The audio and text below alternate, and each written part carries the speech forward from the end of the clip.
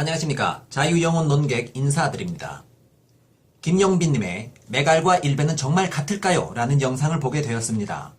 일단 페미니즘 진영을 대변하는 남성 논객이 존재하신다니 반가운 느낌이 있었습니다. 이게 사회의 다양성이구나 하며 나쁘지 않게 보았습니다. 그런데 그 주장들에 대해서는 동의하지 못할 것들이 많아서 나름의 말씀을 드려보게 되었습니다. 영상 잠시 보시죠. 일베와 메갈을 동일선상에 놓고 일베나 메갈이나 메갈? 걔네 여자 일베 아니야? 메갈과 일베는 둘 다 사회악이지. 이렇게 분류하는 것은 여성 인권에 하등 도움이 안 되는 발언입니다. 일베와 메갈을 동일선상에 놓고 둘 다 사회악으로 보는 것은 여성 인권에 하등 도움이 안 된다 라고 말씀 주셨죠. 그런데 도움이 되는 것과 안 되는 것은 우리가 생각하는 옳으냐 그르냐의 판단과 하등의 관련이 애초부터 없습니다.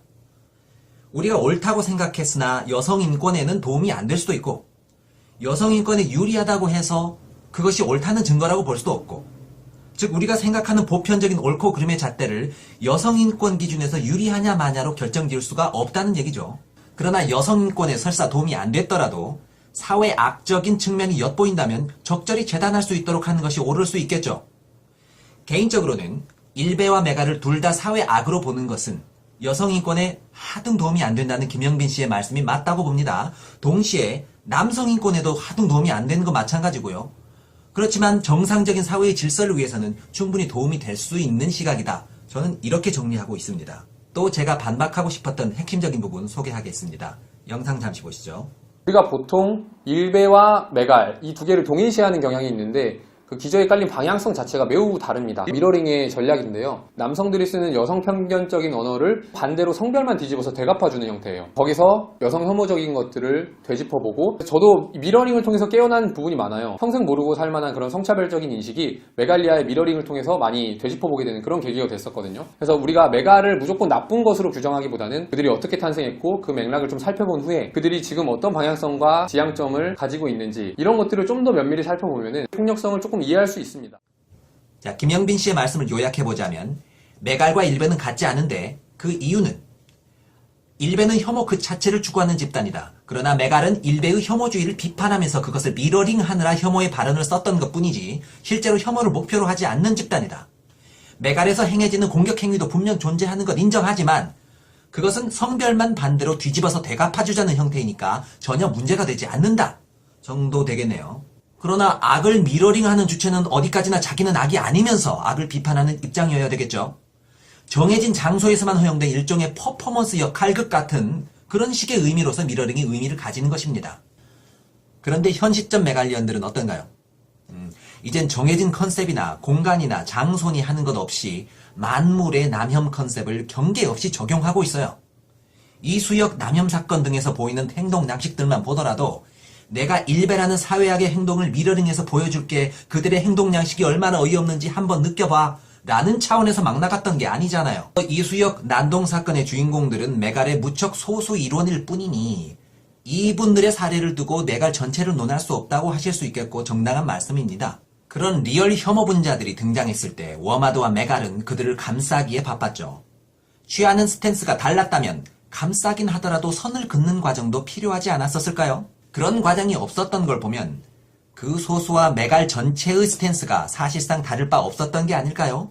이미 이쯤 되어버리면 미러링 컨셉을 명분으로 일베와의 차별성을 말씀하시던 김영빈님의 말씀의 신빙성이 떨어져 보입니다.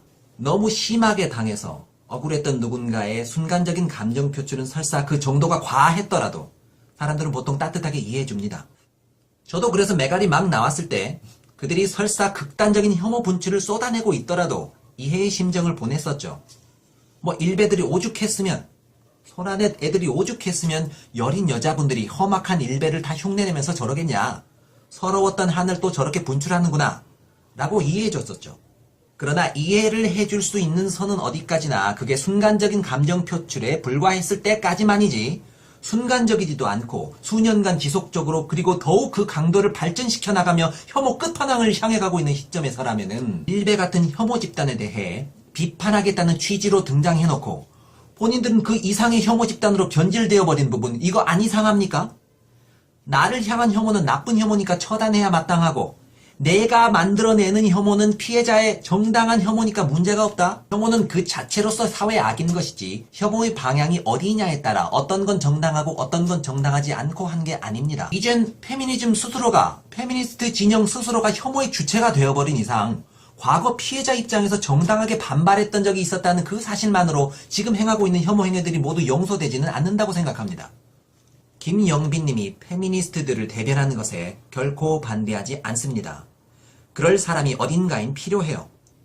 그러나 진정 페미니스트이시라면 현 메갈과 워마드 등이 비난받는 포인트가 어디 있는지도 분명하게 파악하고 가셔야 된다고 봅니다. 페미니즘을 비판하는 자들은 그들이 단지 여성이라는 이유로 비난하고 있는 것이 결코 아닙니다. 괴물을 잡자고 괴물이 되어버린 그 점에 대해서 비난하고 있는 것입니다.